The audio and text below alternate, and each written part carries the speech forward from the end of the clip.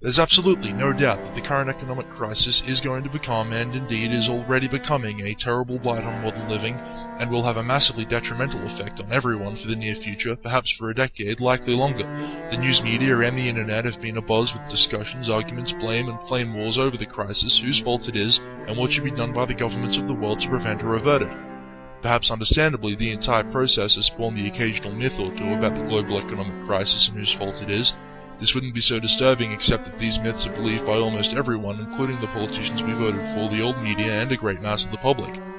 There's no doubt in my mind that most of you will have a lot of trouble with what I'm about to tell you, so brace yourself for some initial disgust and quite a bit of disbelief on your part. What I'm referring to is the myth that free market capitalism caused the economic crisis. That's right, it's a myth, told and retold by news anchors, columnists, and YouTube contributors from all over the world, with a couple of notable exceptions that I will list in this video's description. All of these people have been touting the idea that increased deregulation is leading to this horrible depression, when in actuality nothing could be further from the truth. First, a bit about free market theory and laissez-faire capitalism. The theory goes that less government regulation leads to more prosperity for the most people, and there is much evidence in favor of this view. The theory, many examples and explanations have been posted elsewhere, so I won't take any more of your time on it. So if laissez-faire economics caused the economic crisis, then there must have been deregulation over the past decades or so, right? Well, let's do a little research on just how many laws have been passed in the United States over the past few years. The easiest way to tell is to look at the Federal Register, a newspaper printed by the US government that contains news on every new law or regulation that is passed by Congress and signed by the President. The truth is that since 1978, the Federal Register has grown by 10,000 pages to a total of 73,000 pages of regulation. All of this happened during that very period that was supposedly a time of deregulation, so in actuality the regulations just kept on coming. Not only that, but there's a large body of theory and evidence that these very regulations all stacked together are what caused the crisis. We can talk about the New Deal, taking currency off the gold standard, artificially low interest rates, the rules that tell banks who they have to lend to, how much they have to lend, and what interest rate they're allowed to lend at.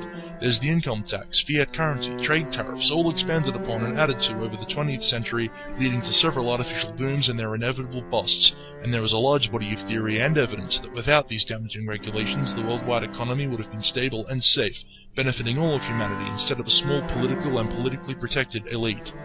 There is so much information, mostly unknown or ignored by the general public, that I cannot hope to include even a small fraction of it all in this video, but the description section has a collection of links that will at least get you started.